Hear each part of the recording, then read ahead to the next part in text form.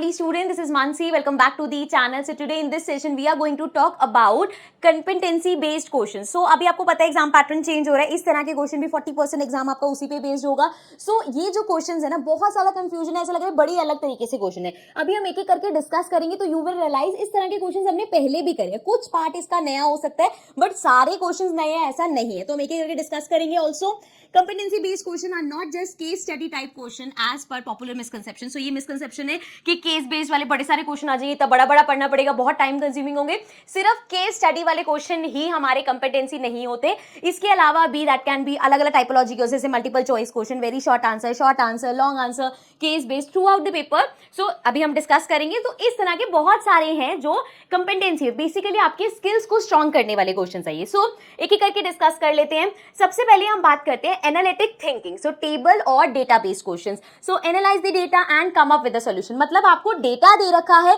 उसको एनालाइज करना है एंड देन आपको आंसर्स देने हैं. जैसे कि यहाँ पे ये हमें एक छोटी सी फिगर दे रखी है, इसके बारे में हमें बता दिया है एंड देन इसके बेस्ड हमसे हम क्वेश्चंस पूछे हैं. ठीक है, तो ऐसा नहीं है कि इस टाइप के क्वेश्चंस आपने पहले कभी किए नहीं है, पहले भी हमने इस टाइप के क्वेश्चंस करे हैं. बस यहाँ पे क्या है, हमारे स्किल्स यूज होते हैं. समझ में आ रहे हैं? तो इस क्वेश्चंस को हम कंपेटेंसी बोलते हैं और कहा जा रहा है कि भैया इस तरह के क्वेश्चंस अब ज्यादा आने की उम्मीद है. ठीक है जी.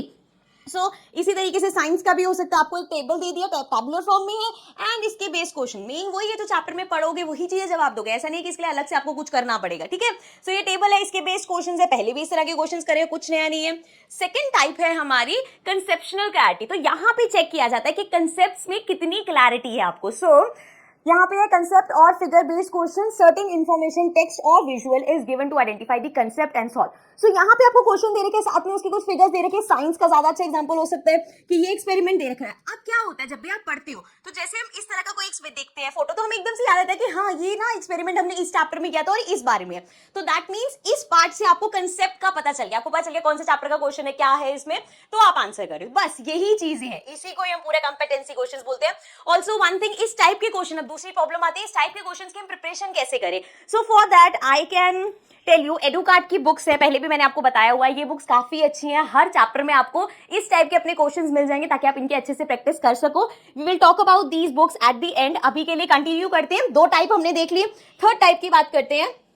सो वी हैव एप्लीकेशन स्किल्स. अब यहाँ पे है वो केस बेस्ड जो हम बार बार पढ़े ना कि केस स्टडी वाले क्वेश्चन, केस स्टडी वाले वो भी है बट ऐसा नहीं कि सारे वही क्वेश्चन आ जाएंगे.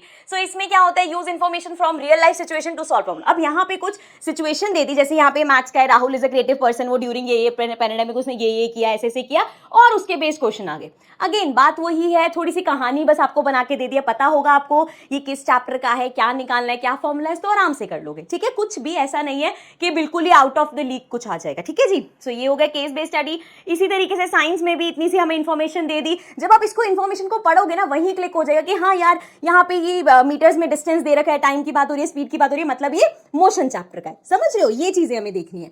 Last we have evaluating skills. Assertion, reason और थ्योरी बेस्ड क्वेश्चन. तो ये थोड़ा सा डिफरेंट चीज है. इसमें है क्या कि आपको एक असर्शन दी जाएगी, एक रीजन दिया जाएगा. असर्शन मतलब आप कह सकते हो ऐसी चीज जिसको माना जा रहा है कि ये सच है. ठीक है, वो गलत भी हो सकता है लिखा हुआ, सही भी हो सकता है, वो आपको एनालाइज करना है. जैसे कि ये मैं डिस्कस कर लेती हूँ क्योंकि I know this is something new. √5 is an irrational number. This is correct. हाँ जी, √5 इररेशनल नंबर होता है. Next, a number is called irrational if it can not be written in the form p/q where p and q are integer. This is also correct. अब यहाँ पे चार part होते हैं. पहली चीज तो कि क्या ये दोनों करेक्ट है, हमारे केस में दोनों करेक्ट है. दूसरी चीज, क्या ये दोनों इनकरेक्ट है, हमारे केस में ऐसा नहीं है, क्या एक करेक्ट है दूसरा इनकरेक्ट है. और साथ में होता है क्या इस असर्शन का रीजन यही है, मतलब इसको हम इररेशनल बोल रहे हैं और जो रीजन बताया वो यही बताया है. हाँ जी, यहाँ पे इस केस में रीजन यही बताया. यही अगर मैं साइंस का एग्जाम्पल लूं तो यहाँ पे बोला है plasma membrane is also known as selectively permeable membrane. This is correct. Then plasma membrane is present outside the cell. This is also correct. लेकिन ये दोनों करेक्ट तो है, लेकिन इसको हम सेलेक्टिवली परमिएबल क्यों बोलते हैं, क्योंकि वो देखता है क्या चीज अंदर भेजनी है क्या नहीं, उसका रीजन ये नहीं है. सो दैट मीन्स इसके लिए कौन सा हमारा करेक्ट होगा, both assertion and reason are correct, दोनों करेक्ट है, and reason is not the correct explanation for assertion. So B part होगा. मतलब ये दोनों लाइंस करेक्ट है लेकिन इसका रीजन ये नहीं है. इसको हम सेलेक्टिवली परमिएबल बोलते हैं क्योंकि वो डिसाइड करता है क्या अंदर जाएगा क्या बाहर जाएगा. ये नहीं क्योंकि वो आउटसाइड द सेल है. मतलब वैसे ठीक है लेकिन इसका रीजन नहीं. समझ रहे हो. सो इस टाइप के क्वेश्चन आ सकते हैं. अगेन कंसेप्ट क्लियर होंगे तो हो जाएगा. सो ये चार टाइप्स है मेनली जो मैंने आपसे डिस्कस करी है. Now coming back to our books की प्रैक्टिस कहां से करें.